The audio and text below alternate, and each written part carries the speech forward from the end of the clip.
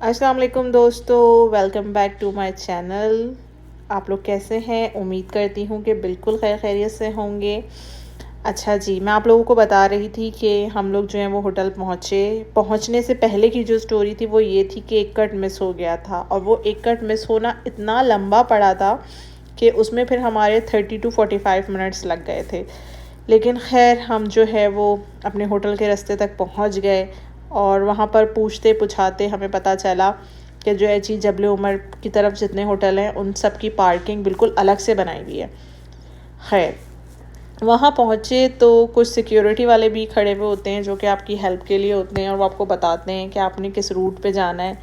जब हम दोबारा से एक लंबे यू टर्न के बाद वापस आए तो हमने भी सिक्योरिटी से रब्ता किया और उनसे पूछा कि कहाँ पर है हमारा मतलब एंट्री कहाँ से होगी। तो फिर ये एक बहुत अच्छा सिक्योरिटी वाला था, बड़ा यंग सा, और बहुत मदद करने का जज्बा था उसके अंदर। उसने अपनी स्कूटर आगे रखी और हमें कहा कि मुझे फ़ॉलो करो, और बड़े लुफ्तअंदोज़गी में बड़ा खुशगवार मूड के अंदर वो बाइक चला रहा था, जैसे कि इस उम्र के नौजवान करते हैं। बड़ा एंजॉय करता हुआ, और उसको देख के हम भी काफ़ी रिफ़्रेश हो गए क्योंकि हम भी लंबा सफ़र करके आए थे, और बहुत अच्छा लगा। और उसने अपनी स्कूटर आगे रखी और हमें जो है वो रास्ता दिखाता रहा, जो कि बहुत मुश्किल होता है। आप जो इतनी बिज़ी, इतनी सारी गाड़ियाँ होती हैं, उसमें अगर एक बंदा आपकी इस तरह से मदद कर रहा होता है तो ये मेरे हिसाब से बहुत बड़ी बात है। और उसने ऐसा ही किया, और वो अपनी स्कूटर आगे रखे हुए था और हम उसे फ़ॉलो कर रहे थे। और वो जिस तरह मज़े में स्कूटर चला रहा था, उसे देख के हमें भी अच्छा लग रहा था।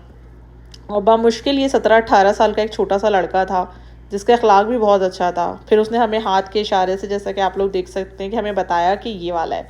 लेकिन हमारा हिल्टन नहीं था, हमारा कॉनरैड था। और फिर हम थोड़ा सा खुद ही से आगे गए और हमने जो है वो कॉनरैड की पार्किंग चेक की कि किस तरफ है। और फिर उन्हें जो है अपना सारा दिखाना पड़ता है कि आपकी बुकिंग है, किस तरह से है, कितने दिन की है। और फिर वो अलग से 170 रियाल जो है सिर्फ पार्किंग के पर डे चार्ज करते हैं। हर होटल में अलग अलग होता है, पर कॉनरैड में जो है 170 रियाल थी। लेकिन पार्किंग लेना भी बहुत ज़रूरी था। खैर हम पार्किंग से निकल कर हम होटल में पहुंच गए, जो कि बहुत अच्छा, बहुत शानदार और बहुत साफ़ सुथरा खूबसूरत सा एक होटल था। और उनकी हाउसकीपिंग जो है वो आई, उसने तमाम सामान गाड़ी से निकाला। हमारे तमाम सामान को जो है उन्होंने जैसा कि आप लोग देख रहे हैं, कॉनरैड मक्का है ये, और ये बहुत खूबसूरत है, बहुत साफ़ सुथरा है, और ये 5 स्टार है। और इसकी फ़ैसिलिटीज़ जो 5 स्टार का स्टैंडर्ड होता है उस हिसाब से हैं। बहुत बड़ा, बहुत कुशादा, तमाम आसाइशें इसमें मौजूद थी।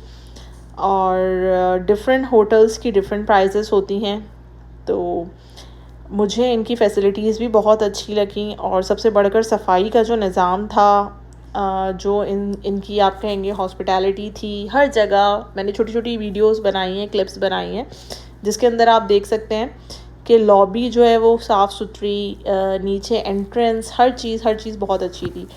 खैर ओवरऑल एक्सपीरियंस जो है वो होटल का बहुत अच्छा रहा, और बहुत खुशी भी हो रही थी कि अल्लाह ताला ने हमें साथ खैरियत के जो है वो मक्का पहुंचा दिया। हम अपने रूम की तरफ चले गए और रास्ते में हमने लॉबी को चेक किया। लॉबी भी बहुत अच्छी, साफ़ सुथरी थी, और हाउसकीपिंग वाला हमारे साथ था जो हमें बता रहा था। फिर वो हमें रूम में छोड़ गया। फिर मैंने रूम की छोटी सी वीडियो बनाई।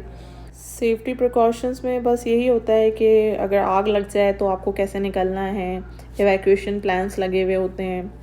इसके अलावा ओवरऑल कमरा बहुत साफ़ सुथरा था, इंटरनेट की सहूलत थी, 2 टीवी मौजूद थे, बहुत अच्छा बड़ा फैमिली साइज़ वॉशरूम था। और वेलकमिंग में उन्होंने जो है ड्रिंक्स वगैरह थी, उनकी वेलकमिंग ड्रिंक्स, फ्रूट्स रखे हुए थे। और जैसा कि आप देख सकते हैं कि 2 क्वीन साइज़ बेड थे, और बाहर से जो है वो हरम का व्यू था।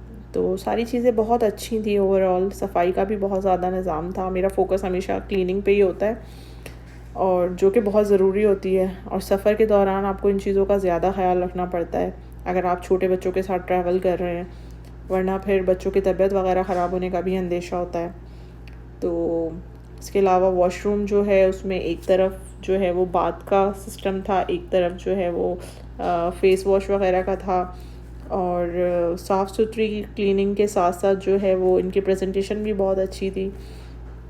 फिर मैंने छोटी सी वीडियो लॉबी की बनाई। लॉबी के अंदर भी काफ़ी डेकोरेशन, काफ़ी खूबसूरती, सब कुछ अच्छा था। दरवाज़ों पर जो है वो वुडन वर्क बहुत अच्छा हुआ था। लॉबी के अंदर लाइटिंग वगैरह बहुत खूबसूरत थी। अच्छा, इसके साथ साथ जो है वो मैं आपको एक और बात बताऊं कि सफ़र के दौरान मैंने अपने साथ कुछ बुक्स भी रखी हुई थी और वो बुक्स जो हैं वो मैंने पढ़ना भी शुरू कर दी थी। तो उसमें जो है वो उसका टॉपिक था, वो तो खैर बहुत बड़ा टॉपिक था, उसमें मैं आपको बहुत छोटी सी एक सीधा सी बात बताऊंगी। टॉपिक ये था कि मोहम्मद से वफ़ा तूने तो हम तेरे हैं। तो उसमें यही था कि इस्लाम एक पाकीज़ा दीन है और इसकी बुनियाद जो है वो आप सल्लल्लाहु अलैहि वसल्लम की मोहब्बत पे रखी गई है। तो जिसके दिल में मोहब्बत जितनी पुख्ता होगी, जितनी ज़्यादा होगी, इसका ईमान भी इसी कदर मज़बूत होगा। तो इस मोहब्बत को पुख्ता करने के लिए हमें हुक्म है कि हम आप सल्लल्लाहु अलैहि वसल्लम पर दुरूद व सलाम भेजते रहें। ये दुरूद एक ऐसा मतलब पैमाना है या ऐसे आप क्या कहेंगे तराजू है कि जो नाप कर बताता है कि मुसलमान के दिल में आप सल्लल्लाहु अलैहि वसल्लम की मोहब्बत किस कदर है। तो दुरूद वफ़ादारी का तकाज़ा भी है और दुआओं का सिलसिला भी है। जितनी रहमत रसूल अकरम सल्लल्लाहु अलैहि वसल्लम पर नाजिल होगी, फिर इतनी ही हम पर भी तक़सीम होती जाएगी, क्योंकि अल्लाह रहीम है और अल्लाह का नबी जो है रहमत आलमीन है, रहमतुल लिल आलमीन है। तो ये सारी बातें हैं, छोटी छोटी बातें होती हैं जिन्हें कभी कभी कुछ चीज़ें बहुत दिल को लग भी जाती हैं। तो और आप अगर किसी मजहबी या रूहानी सफ़र पर जा रहे हैं, हम उम्रा हज कर रहे हैं, तो फिर आपका दिल भी चाहता है कि आप ऐसी चीज़ें पढ़ते पढ़ाते हुए जाएं। अच्छा, इसी के साथ मैंने जाते वक्त की भी छोटी सी क्लिप ऐड कर दी है कि हमने अपना सारा सामान लिया और हम पार्किंग में गए। सारा सामान जो है वो हमने गाड़ी की डिग्गी में रखा और पार्किंग की भी मैंने वीडियो बनाई ताकि आप लोगों को अंदाज़ा हो कि कवर्ड सेफ़ पार्किंग थी, क्योंकि अक्सर व बेशतर अगर आप बाहर गाड़ी पार्क कर रहे होते हैं तो वो काफ़ी अनसेफ होती है। किसी ना किसी तरह से कभी ना कभी कोई भी हादसा हो सकता है। और हम लोग तो अभी यहाँ पर नए हैं तो हमें इतना आइडिया नहीं है, बस लोगों ने यही बताया है कि अगर आप गाड़ी को किसी छोटी गली में इधर उधर पार्क कर दें तो उसे खोल भी लिया जाता है।